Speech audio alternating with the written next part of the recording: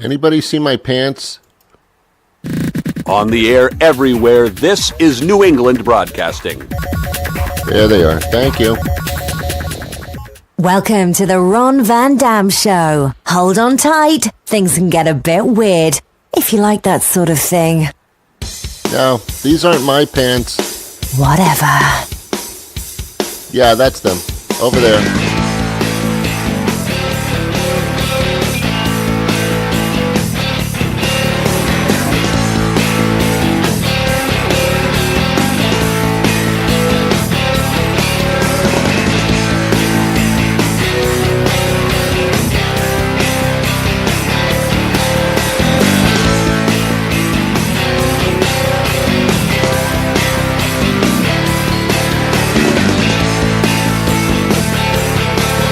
Good morning. Good afternoon. Good afternoon. Good evening. Good evening. Good night. Good night. It's the Ron Van Dam Show. I thought so.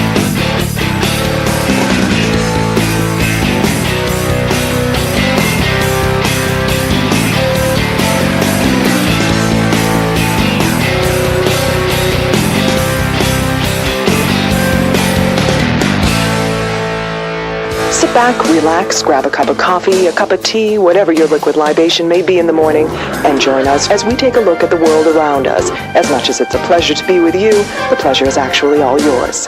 And now, here's your host, Ron Van Dam. Thank you very much. Welcome to the program. It is my extreme pleasure, not yours. All right, it is yours. It's not mine. I'm so confused about the pleasure thing. Pleasure confuses me. How are you? Welcome to the program. A little bit of a different show today. We're expecting Hurricane Florence to hit the East Coast down near the Carolinas, maybe a part of Virginia, but now heading a little bit more south, slowing down, but at the same time the intensity of the winds have diminished.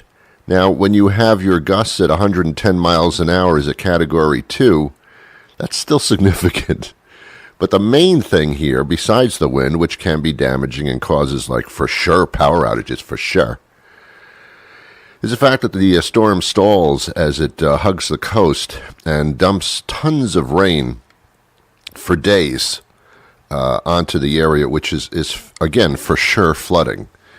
And if you think you moved inland to be safe, well, the storm's going inland, not as a Category 2 or anything, but at the same time, just continuing that flooding and raining.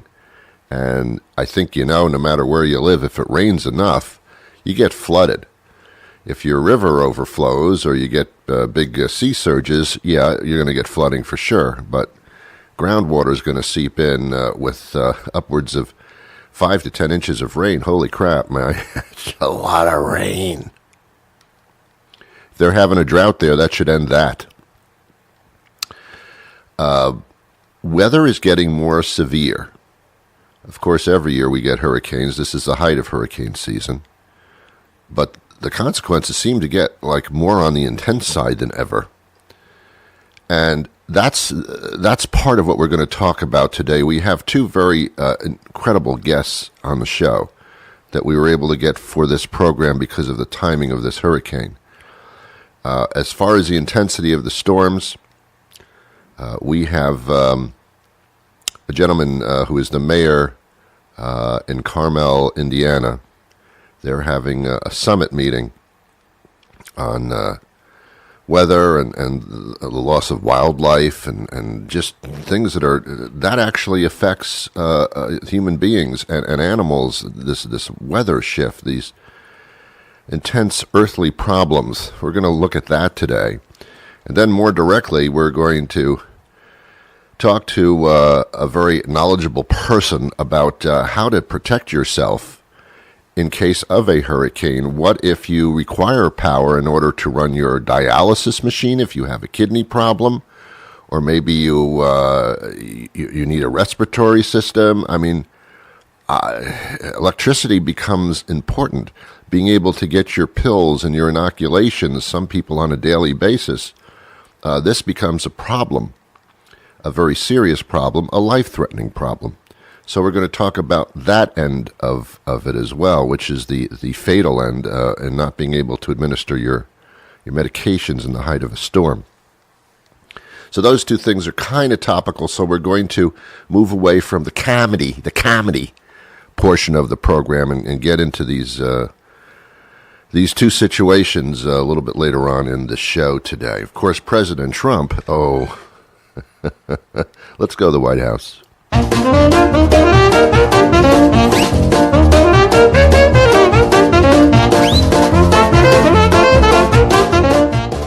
I do picture them running around the Oval Office with seltzer bottles. I really do. And every once in a while, Trump will duck if he can react fast enough so he doesn't get hit with a pie in the face. But every once in a while, he does. And it's just what used to be funny is now scary. Scary. I'm trying to just understand that Trump will probably be with us for another 4 years. And that's such a long haul. No, he won't. He'll be with us for another 2 years, obviously. He's not going to be with us for another 4 years. He'll be with us for another 2 years, but so much damage can be done in 2 years, so much damage. Let's just get him out of there. Let's dangle a shiny object in front of his face. How about that for a change? Why don't we tell him, Don, if you resign, then, see, if you don't resign, you're going to go down in shame. You're going to go down in flames and you're going to go down in shame. You'll be the most hated individual on the planet for a long time. I won't mention the other people that are hated for all time, but you will be amongst those people.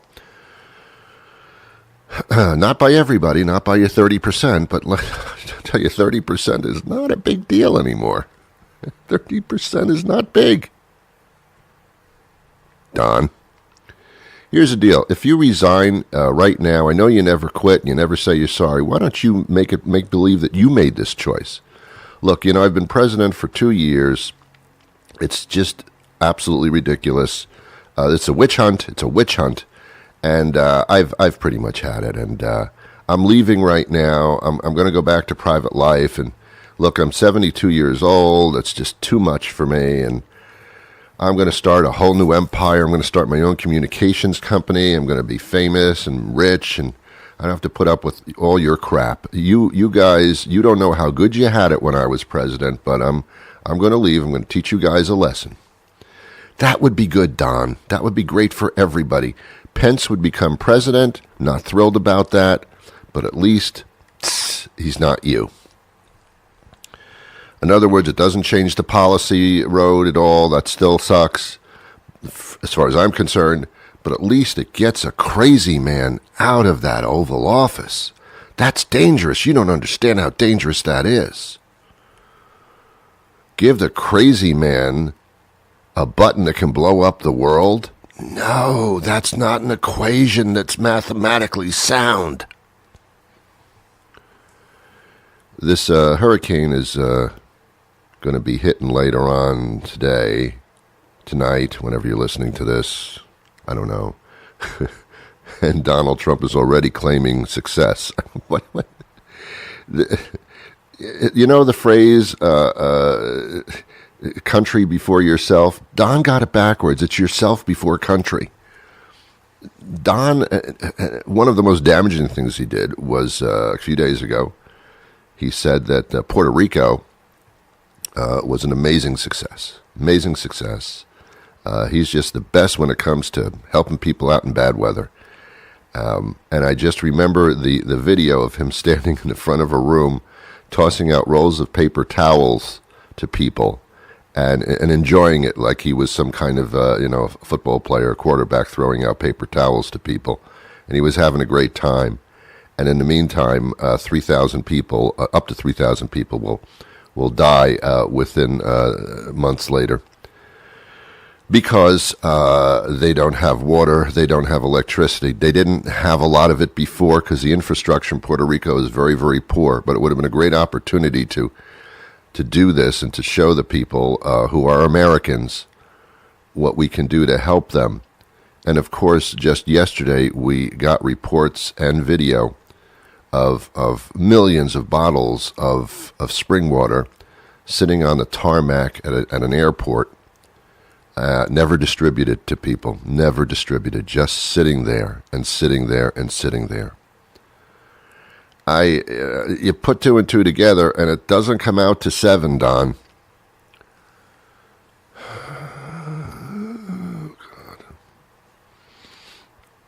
Yeah. Don thinks it was an island that was very hard to get to. No, people actually vacation there, Don. It's not that hard to get to. It's really not. It was just poorly managed. And then in his tweet, of course, is the way he communicates. This is how a mature man or woman communicates to their people through tweets. That's how we do this.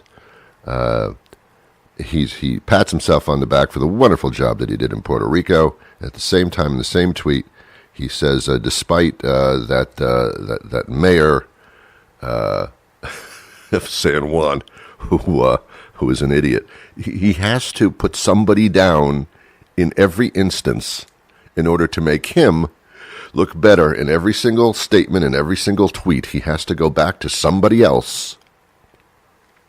They're horrible. He's the greatest. It's an amazing psychological profile. Anyway, I'm not into this right now, man. I'm just saying you got a storm on the way. Let's deal with that and the people who are involved. And they're as ready as they can be. And let's see what happens. Don's latest tweet as president, he said that he's already getting accolades about the storm preparedness for Hurricane Florence. He's getting accolades. Doesn't say from whom, but he's getting accolades. He has to always make it look like he is getting a standing ovation for something. It's amazing to me. I think I said on yesterday's show, way back, Don said to the public, I could even play it for you right now, where he said, never apologize, never say you're sorry. That's a sign of weakness. There's a man I admire, right? Yeah, and I mean that sarcastically. Okay, I mean that sarcastically. I can't stand the man. I hope we make it through the 2 more years, unless Mueller can come out with some damning evidence. I can't see how he couldn't. Come on out, Mueller. Let's do this. Let's start dancing here. You got so much stuff on this guy. Let's start opening the book. Let's do it. Come on. Well, I mean it. I'm serious. That's better. Okay, we're going to take a quick break. When we come back, we're going to explore what's going on with our guests. But first, this commercial word. Ain't always easy these days to know what to give your kids for snacks. Sugary this, high fructosey that. Heck, even the stuff they call natural ain't always natural. But there's one snack when your kids ask for it, you know exactly what you're giving them. I want piggy parts. I want piggy parts. Professor Parker's preserved piggy parts are 100% all-natural salt-preserved pig parts. What parts, you ask? Well, some folks would call them scraps or ears or hoofs, but kids just call them delicious. And with their stiff, leathery texture, one Professor Parker's preserved piggy part will last a kid all afternoon. That's what we call value. So stock up now for school. You'll find them at the end of the pet food aisle in original, barbecue, or vinegar, garlic, teriyaki, onion, habanero, pineapple flavor. Give them a try and you'll see why kids say, That's some good piggies. Professor Parker's preserved piggy parts. Hi, Mandy. Hi, good morning. How are you today? I'm doing pretty well, thank you. How are you? I'm great, thank you. Amanda Hale is Vice President of Nursing at Vita Kidney Care. And we're talking today really for a specific immediate reason, although this subject can be discussed at any time, but we have an impending major hurricane around the Carolinas, perhaps Virginia, which is a huge swath and rain staying inland for quite a period of time. And that presents certain logistical problems for many people who require electricity for their care and supplies, etc. And we're talking about kidney dialysis, but I guess this can refer to just about any type of similar physical need. So how do we handle this?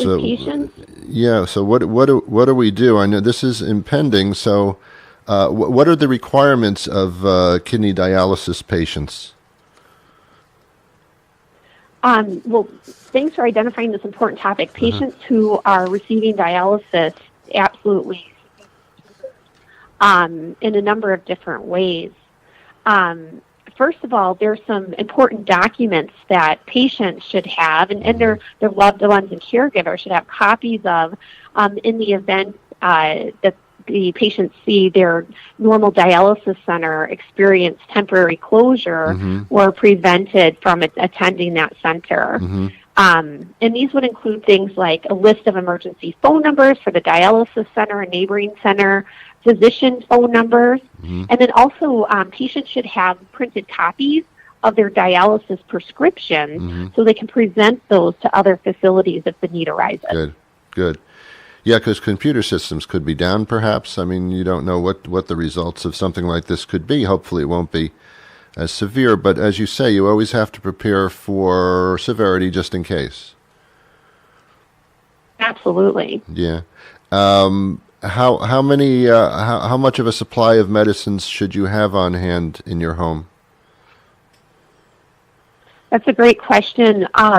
Patients should have at least 3 days worth of all of their medications on hand, and then also a full medication list in the event, again, that they don't have access to their usual pharmacies.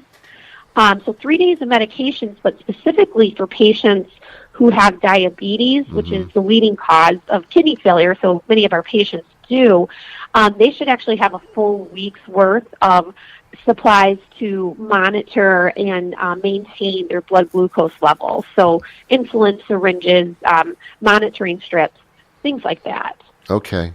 So similar to what anybody else would do, but to have the supplies in order to take care of your specific situation. Absolutely. And these materials, such as a copy of the dialysis prescription and things like that, are provided to patients from their dialysis facilities and are part of emergency preparedness. Okay, all right. So it's a good idea now to make sure that you have the supplies that you need. There's still time to do that. We've got about a day to do that. Absolutely.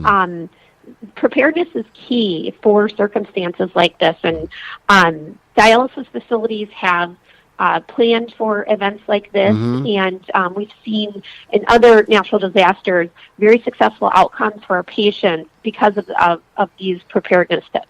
Yeah.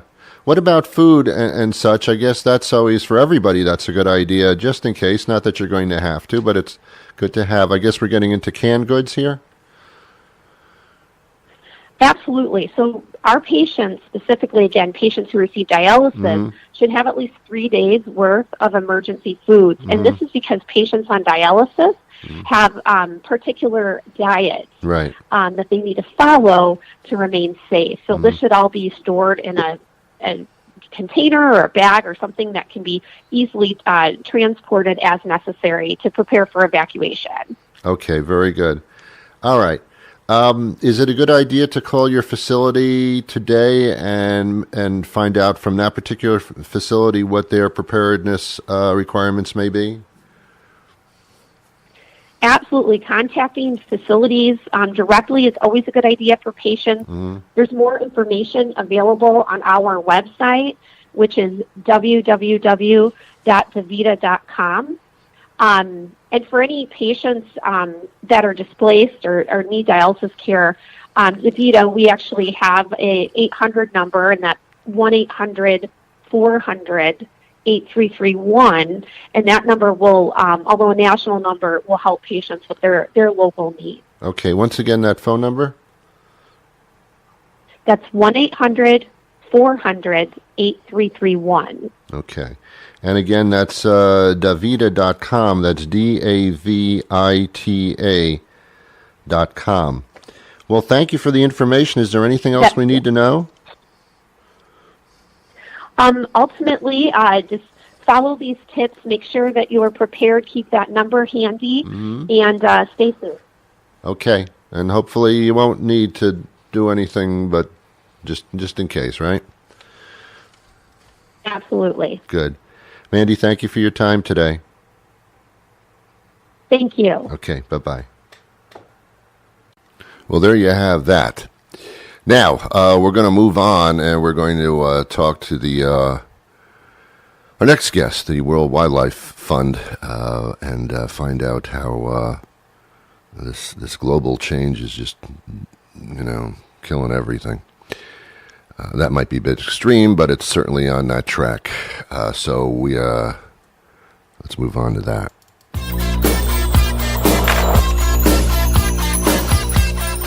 Seriously, if this guy was any cooler, he would be pronounced dead. That's not good. He's Ron Van Dam, and this is The Ron Van Dam Show.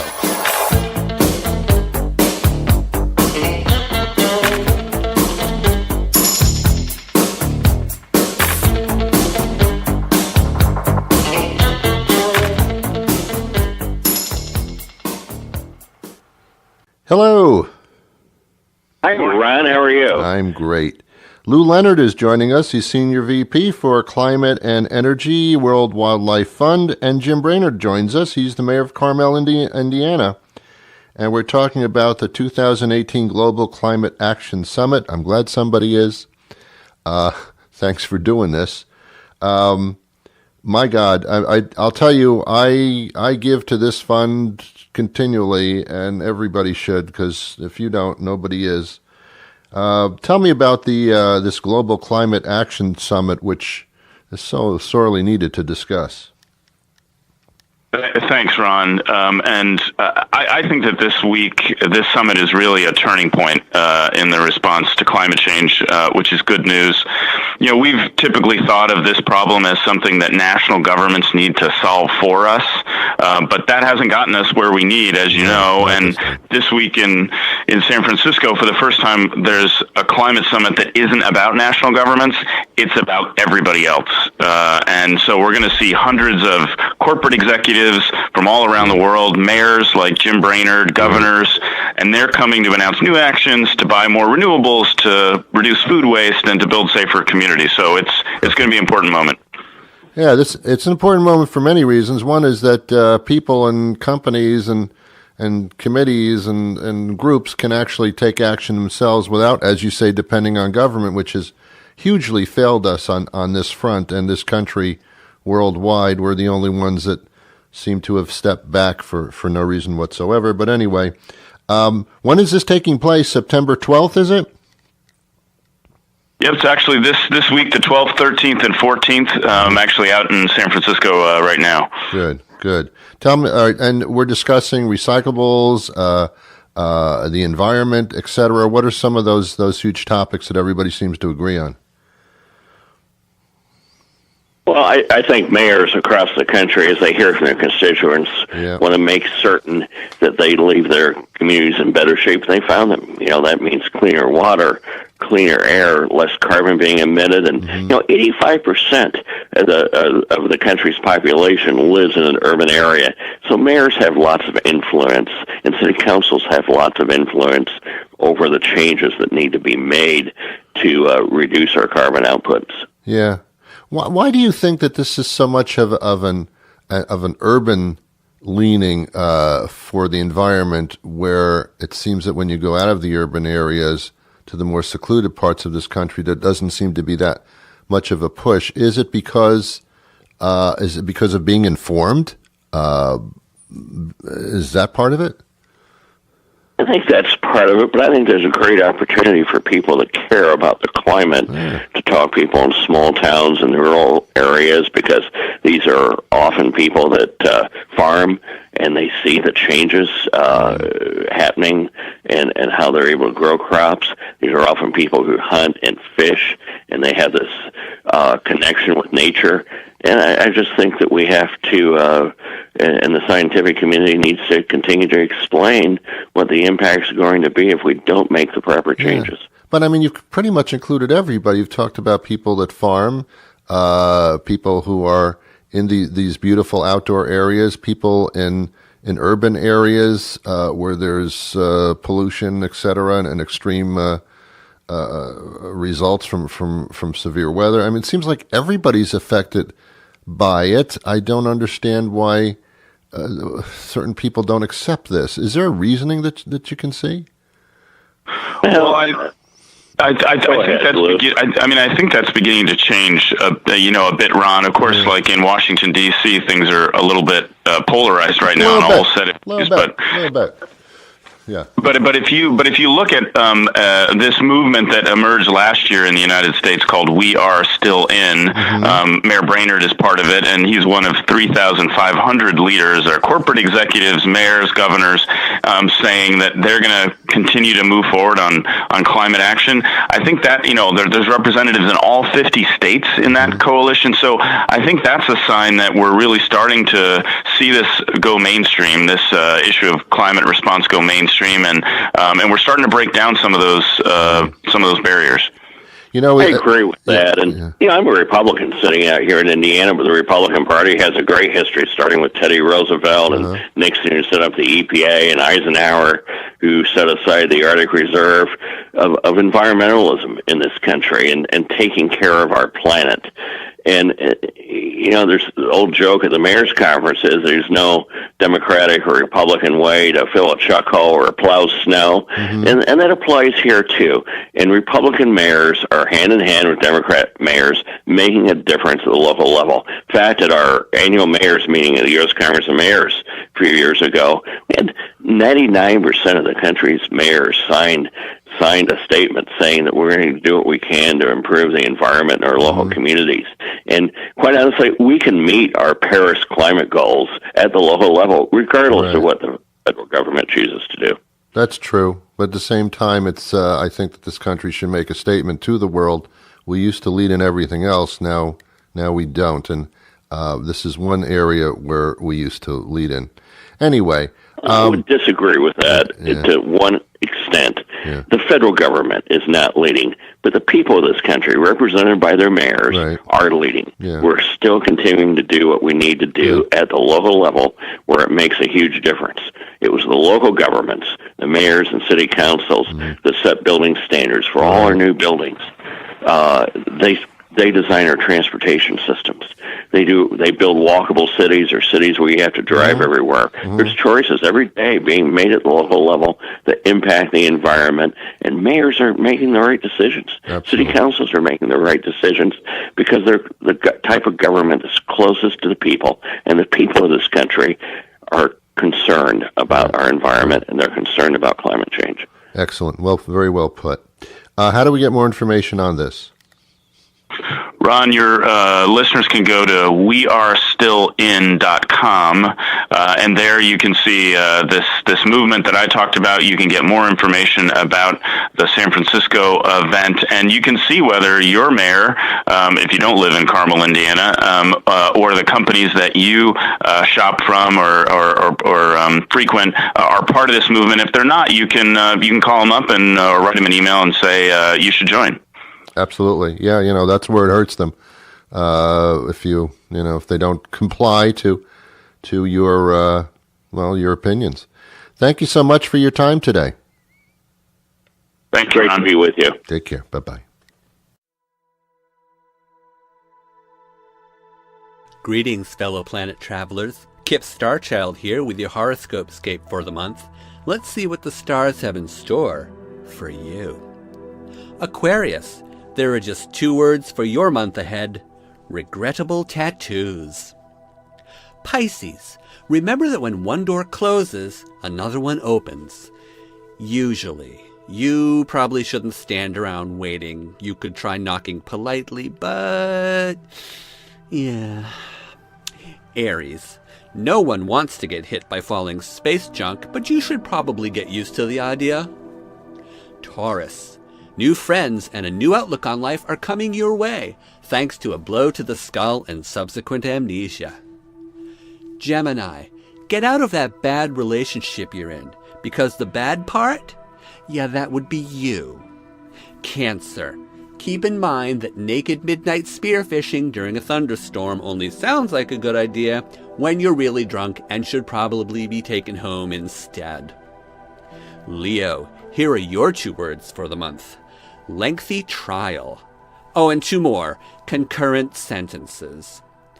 Virgo, just when it looks like things are about as bad as it gets, get ready to discover that you are wrong. Libra, A modeling opportunity is coming your way this month. Looks like you'll be the before picture for either weight loss or hair restoration or toe fungus removal. Possibly all three. Scorpio, change your travel plans soon. The stars are a little clear on exactly why, but apparently everyone in Taiwan hates you. Sagittarius, you're going viral this month, but a hearty dose of antibiotics should clear that right up in no time. Capricorn, you will soon hear from an old flame. Considering your track record, it will probably be about bail money or muling one more load of coke over the border, but just see where that goes. Why not? That's your horoscope-scape for the month. I'm Kip Starchild. Until next time, peace.